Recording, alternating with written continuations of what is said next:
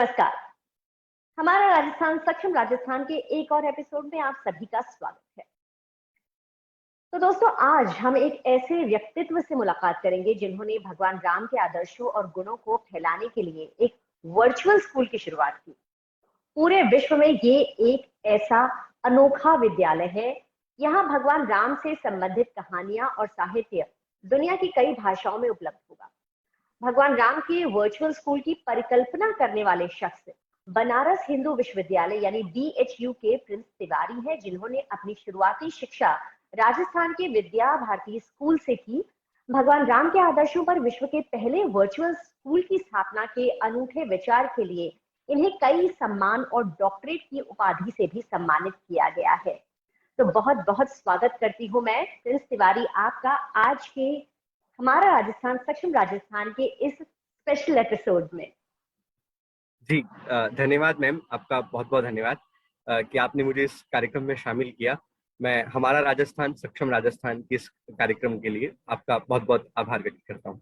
तो Prince, school of Ram एक बिल्कुल ही अनूठी पहल। जानना चाहेंगे कि इसका विचार कैसे आया, इसकी शुरुआत कब और किस तरह से हुई? देखिए मैम, हम सभी लोग ये जानते हैं कि मैथिली शरण गुप्त जी ने लिखा था कि राम तुम्हारा चरित स्वयं ही काव्य है, हर कोई कवि बन जाए सहज संभाव्य है।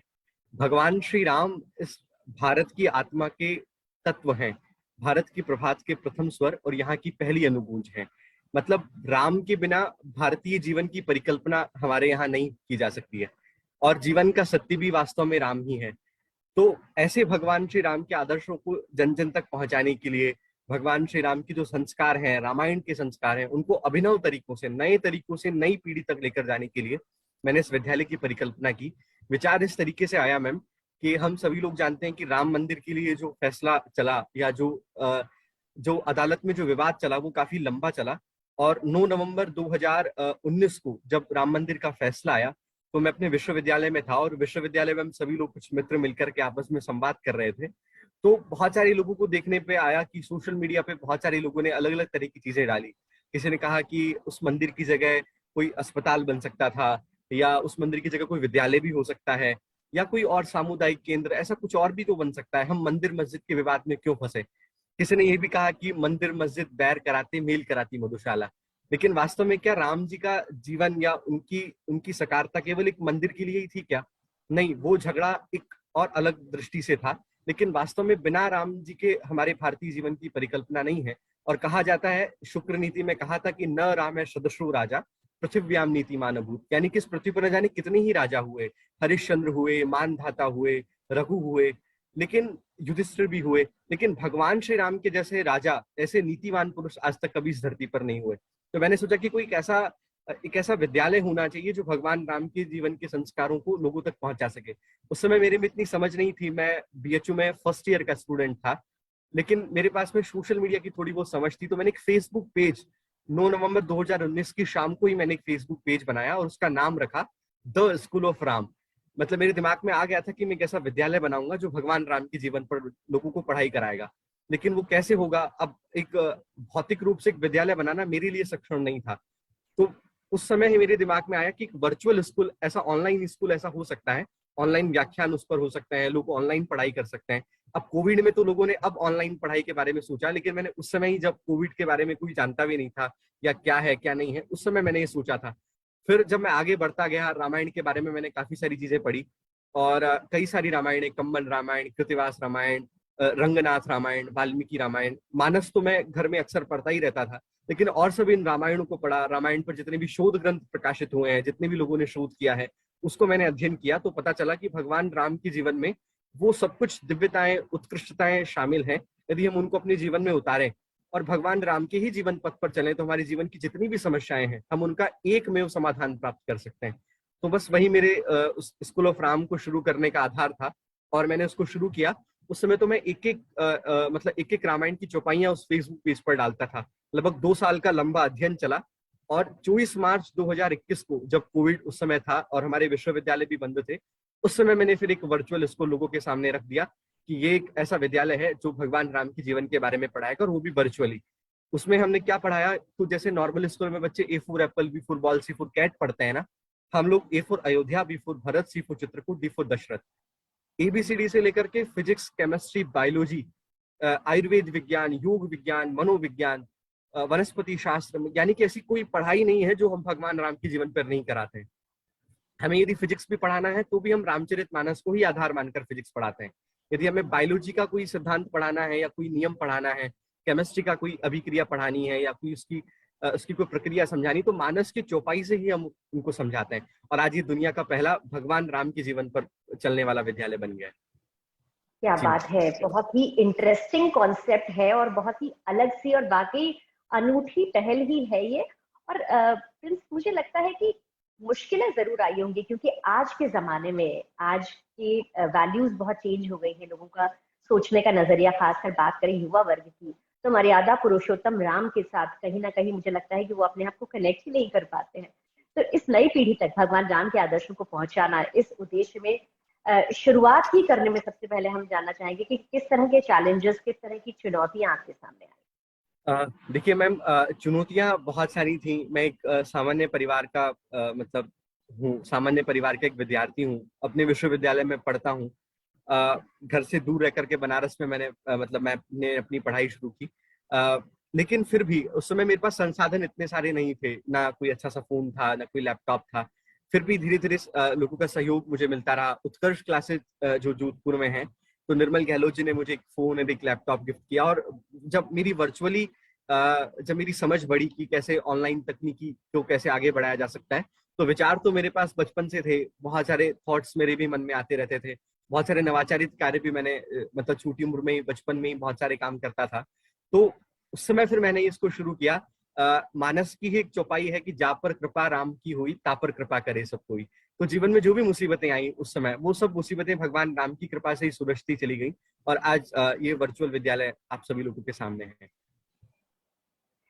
प्रिंस, जो बातें आप कह रहे हैं वाकई बहुत बहुत ही रेलेवेंट हैं। मतलब हम अगर उन चीजों को फॉलो करते हैं तो हमें बहुत सारे लाभ तो होते ही हैं, हमारा सोचने का नजरिया बदलता है। लेकिन आपने इस पर एक पूरे वर्चुअल स्कूल की शुरुआत की और सारे सब्जेक्ट्स को वहां से कनेक्ट किया। आज के युग में खासकर हम बात करें युवाओं की, तो किस तरह का लाभ हो सकता है अगर वो इस वर्चुअल स्कूल का हिस्सा बने या इससे जुड़े? देखिए मैम, हम लोग जानते हैं कि जैसा कि मैं आपको एक उदाहरण के तौर पर बताऊं, तो यदि मेरी और मेरे किसी मित्र की आपस में बातचीत हो रही है, तो हमारे पहले के लोग कहते थे कि नहीं, मेरी और उनकी राम राम है, हमारी राम राम होती है। यदि मेरा और उनका झगड़ा हो गया तो हम लोग कह सकते थे कि नहीं साहब, मैंने तो उनसे राम राम कर ली, अब हमारे बीच में कोई संबंध नहीं है। और यदि कोई मुझसे पूछेगा कि आपकी उनसे बातचीत होती, कि हाँ, मेरी तो उनसे बहुत अच्छी राम राम है। तो राम हमारी अंतरात्मा में बसे हुए थे। होली की शुभकामनाएं देनी है, दिवाली की शुभकामनाएं देनी, तो होली की राम राम, दिवाली की राम राम, इस तरीके की हमारे यहाँ प्रथाएं चलती है। मैं बनारस में रहता हूँ। काशी को मोक्ष की नगरी कहा जाता है, और वो मोक्ष की नगरी कहने का जो अर्थ है वो यही है कि जब व्यक्ति संसार को छोड़ करके जाता है, शरीर को जब आत्मा छोड़ती है, तो उस समय एक तारक मंत्र भगवान विश्वनाथ उस आत्मा को देते हैं, और वो तारक मंत्र भी यही है, राम नाम। तो ऐसा ऐसा मंत्र, ऐसा शब्द जो आपको इस संसार से तार दे। तो उस भगवान राम के आदर्शों पर भी यदि हम चलेंगे तो अपने जीवन में उत्कृष्टता तो हम हासिल कर ही सकते हैं। अनेक संत सत्पुरुषों का एक संकल्प भी था, और उनका ये मानना भी है कि जो भगवान राम की जो सकारता है ना, वो भौतिक की उत्कर्ष में नहीं है। आप भगवान राम के कई सारे मंदिर बना लीजिए, बड़े बड़े मंदिर बना लीजिए, लेकिन क्या वास्तव में वही राम है? नहीं, राम वो नहीं है। कबीरदास जी भी कहते थे, अभी कल ही कबीरदास जी की जयंती गई है, कि एक राम दशरथ का बेटा, दूजा सकल विश्व में बैठा, तीजे राम का सकल बसारा। तो हम राम को केवल दशरथ का बेटा मान करके नहीं, केवल भगवान मान करके ही नहीं, हम राम को अपने हृदय में मान करके चलें कि राम भी हमारे जैसे एक सामान्य पुरुष थे, और उन्होंने जो जीवन जिया वो आज वास्तव में मानवता के लिए एक आदर्श का परिचायक है। मानवता की खुली आंख के सबसे सुंदर सपने राम। तो यदि हम राम जैसा पिता, राम जैसा भाई, राम जैसा पति, यदि राम जैसा मित्र बन करके देखें, तो वास्तव में अपने जीवन में सफल हो सकते हैं। और आज रिश्तों की समझ में, या हम लोग देखते हैं कि किस तरीके से परिवार टूटते जा रहे हैं। पिता पुत्र का संबंध, पति पत्नी का संबंध, भाई भाई का संबंध, मित्र मित्र का संबंध, किस तरीके से आज वो संबंध सब तार तार होते जा रहे हैं। हम लोग देखते हैं, रोज समाचार पत्रों में पढ़ते हैं। तो यदि राम जी के आदर्श को हम अपने जीवन में उतारेंगे, तो वास्तव में हम अपने एक अच्छे सदमार्ग पर चल सकते हैं। तो हम अपने स्कूल ऑफ राम के माध्यम से बच्चों को या युवाओं को यही बताते हैं कि वो किस तरीके से अपने जीवन में रामायण को या रामायण के संस्कारों को या भगवान राम को उतार सकते हैं। जैसे उदाहरण के तौर पर मैं आपको बताऊं तो हमने रामायण पर एक मैनेजमेंट का कोर्स तैयार किया है, क्योंकि जीवन को चलाने के लिए एक प्रबंधन आवश्यक है। वो जीवन प्रबंधन, एक लाइफ मैनेजमेंट आपके जीवन में होना चाहिए। तो वो भी भगवान राम से सीखा जा सकता है। यदि संबंधों की मर्यादाओं को सीखना है तो वो भी राम से सीखा जा सकता है। तो हमने पूरा एक लाइफ मैनेजमेंट का कोर्स रामायण पर ही तैयार किया है और वो लोगों को पढ़ाते हैं और उनको बताते हैं कि किस तरीके से यदि जीवन में ऐसी समस्याएं आ जाए तो भगवान राम के आदर्शों पर चलकर आप उन समस्याओं को कैसे सुलझा सकते हैं, कैसे उससे पार जा सकते हैं। ये हमारा कॉन्सेप्ट है। क्या बात है, बहुत ही ज्यादा इंटरेस्टिंग कॉन्सेप्ट है प्रिंस, मैं कहूंगी ये। और एक सवाल जो मेरे मन में आ रहा है कि भाषा का उपयोग कैसे किया जाता है? क्या ये हिंदी होती है, और यदि हिंदी होती है तो बहुत ही क्लिष्ट हिंदी होती है, या आप आज के युवाओं को देखते हुए दोनों तरह की भाषाओं का, माध्यम का उपयोग करते हैं? जी मैम, जो स्कूल ऑफ राम में जो पढ़ाई होती है या जो हम लोग पढ़ाते हैं उसकी भाषा जो है कॉमन लैंग्वेज है। यानी कि जो कोई टर्म है, यदि साइंस का कोई हमको कॉन्सेप्ट बताना है तो उसको हम इंग्लिश में भी समझाते हैं। और बाकायदा जो रामायण को सरल भाषा में, मैंने बताया अभिनव तरीकों से, नए तरीकों से नई युवा पीढ़ी तक लेकर के जाते हैं। यदि हम क्लिष्ट हिंदी का या संस्कृत के बहुत क्लिष्ट क्लिष्ट श्लोकों का यदि वर्णन करेंगे या उसको पढ़ाने लगेंगे तो लोग फिर उससे दूर भागने लगेंगे। तो एक साधारण भाषा में, एक सौम्य भाषा में, एक सीधी भाषा में लोगों तक वो बातें हम पहुंचाने का प्रयास करते हैं। तो हमारी भाषा बड़ी सरल होती है। कुछ विदेशों से भी लोग हमारे बीच में जुड़े हुए हैं। अभी 24 मार्च को ही स्कूल ऑफ राम ने अपना 1 वर्ष पूरा किया, तो हमने एक डेटा रिलीज किया था। लगभग 1500 से ज्यादा स्टूडेंट्स स्कूल ऑफ राम के साथ में जुड़े हुए हैं। उसमें कुछ कंबोडिया से भी हैं, कुछ यूक्रेन से भी हैं, कुछ इधर अफगानिस्तान, पाकिस्तान, बांग्लादेश, नेपाल, ये तो फिर भी हमारे पड़ोसी देश हैं। पर कंबोडिया, वियतनाम, लाओस, इधर अमेरिका, शिकागो, ऐसे बहुत सारी जगहों से लोग हमारे साथ में जुड़े हुए हैं। तो वो सभी लोग मतलब सामान्यतः उन भाषाओं को समझ करके वो अपनी पढ़ाई करते हैं। तो भाषा कोई बैरियर नहीं उसमें आती है, सामान्यतः समझ सकते हैं। जी, और ये बहुत जरूरी होता है कि जब हम कोई वैल्यूज, खासकर कोई इंस्पायरिंग चीज कहीं पहुंचाना चाहते हो, तो the language should never be a barrier. And I am so glad to know कि आपके साथ भी यही है कि आपने भाषा को इतना विस्तृत रखा है कि जैसे कि आप बता रहे हैं कि देश दुनिया के कहीं के भी लोग स्कूल ऑफ राम से अपने आप को कनेक्ट कर सकते हैं। That is really really commendable. Prince, हमने ये भी पढ़ा है कि आप इसके लिए एक लाइब्रेरी तैयार कर रहे हैं जिसमें दुनिया की कई भाषाओं में भगवान राम से संबंधित कहानियां और साहित्य भी उपलब्ध होगा। इसके बारे में आप कुछ जानना चाहेंगे आपसे? जी मैम, ये एक ना बहुत बड़ा यूनिक कॉन्सेप्ट है। मैं कुछ ऋग्वेद की कुछ ऋचाएं पढ़ रहा था, उसको समझ रहा था, तो उसमें एक बात आई थी, धार्य इति धर्म। यानी कि धर्म वही है जिसको धारण किया जाए अपने जीवन में। तो आदर्श भी वही हैं, राम भी वही हैं जिनको अपने जीवन में धारण किया जाए या उनको समझा जाए।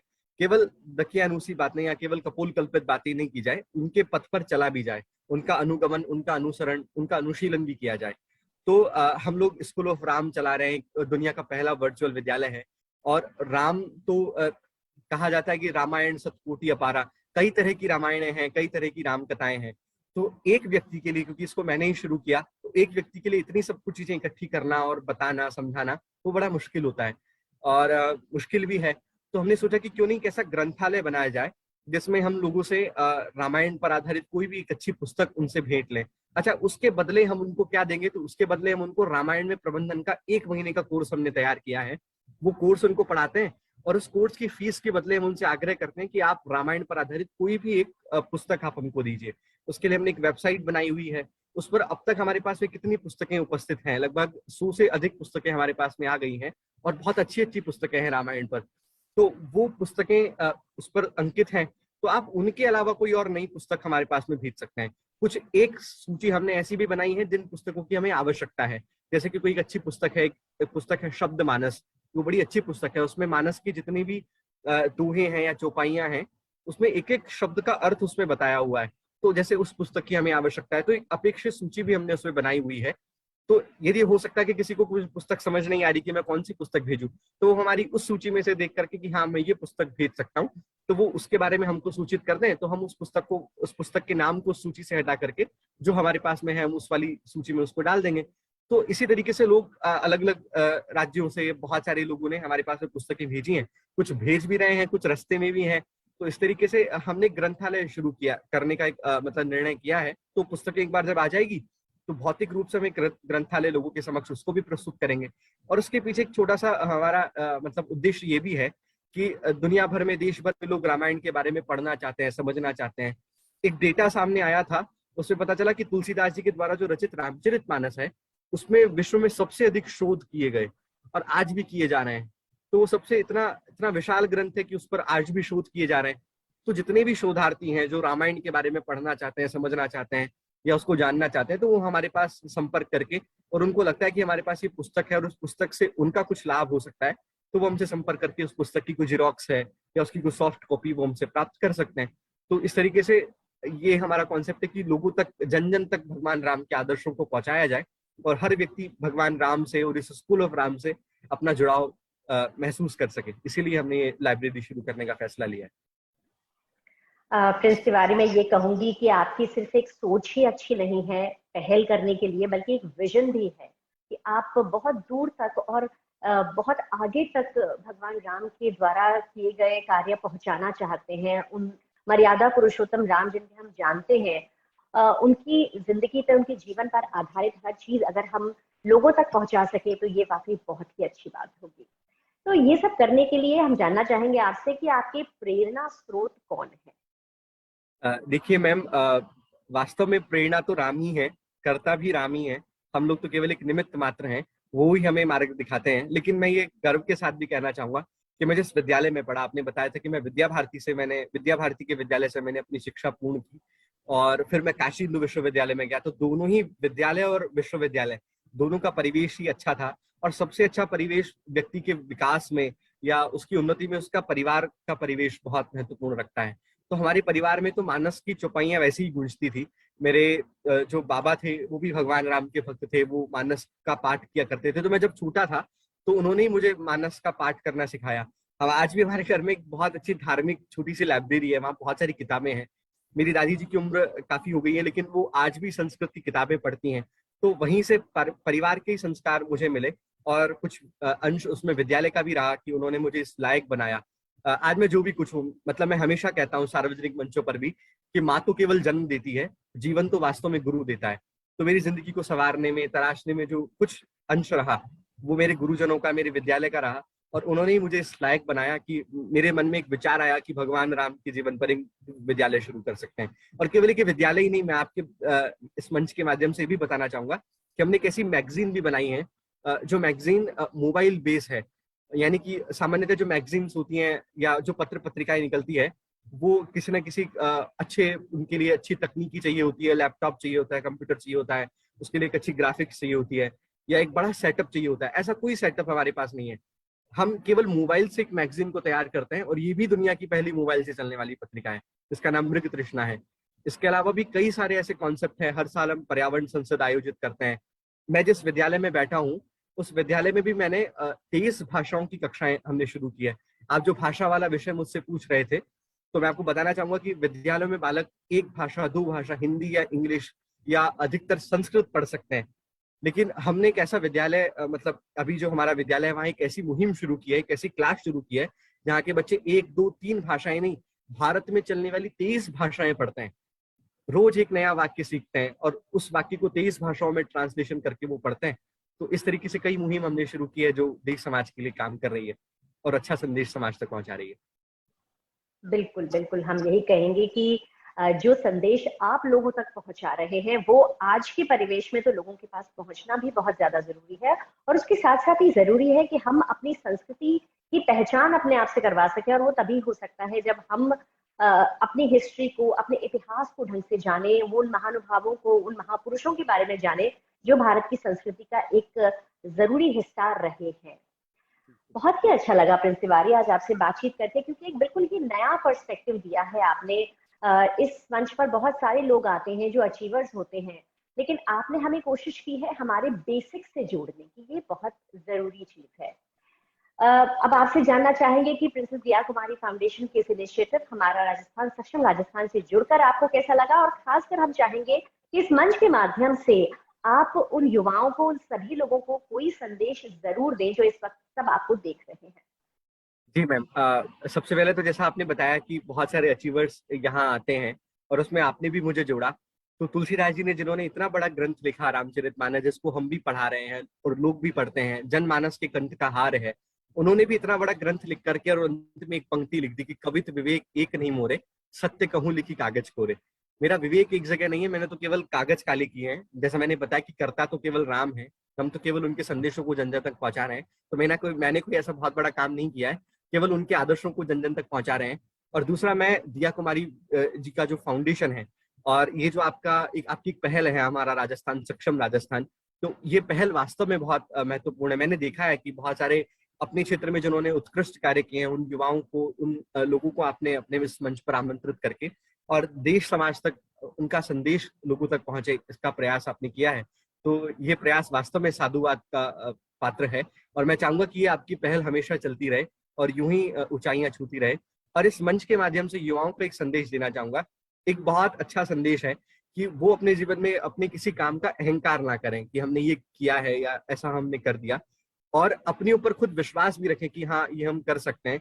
एक बात, अभी पत्रिका ने, राजस्थान पत्रिका ने 14 अंडर 40 की सूची में मुझे शामिल किया था, तो वहां भी मैंने एक बात कही थी कि हमारे किसी दार्शनिक ने एक बात कही थी कि यदि आपके पास धन है और वो धन यदि चला गया तो फिर आपका कुछ नहीं गया, वो धन भी वापस आ जाएगा। आपका स्वास्थ्य है, यदि वो चला गया तो थोड़ा चिंता करने की जरूरत है, लेकिन फिर भी हाँ, यदि थोड़ा परिश्रम करें तो वो वापस आ जाएगा। और यदि आपका चरित्र है और वो चरित्र ही यदि आपका चला गया तो फिर आपका सब कुछ चला गया है। तो हम चरित्रवान बने, आदर्श बने, समाज के समक्ष हम समाज के लिए, देश समाज के लिए कुछ कर सके। देश हमें देता है सब कुछ, हम भी तो कुछ देना सीखें। इस भावना के साथ यदि हम लोग काम करेंगे तो हमारा राष्ट्र फिर से उन्नति करेगा और देश फिर से विश्वगुरु होगा। मैं यही संदेश देश समाज के लिए देना चाहूंगा। क्या बात है, क्या बात है प्रिंस तिवारी। हम बहुत ही ज्यादा अच्छा लगा, क्योंकि आप सिर्फ एक अच्छी सोच नहीं रखते बल्कि अच्छे विचारों के साथ आगे बढ़ रहे हैं। तो हमारी शुभकामनाएं आपके साथ है कि जो सपना आप लेकर चल रहे हैं वो सपना बहुत ही जल्द पूरा हो। आपका बहुत बहुत धन्यवाद। धन्यवाद। Thank you so much.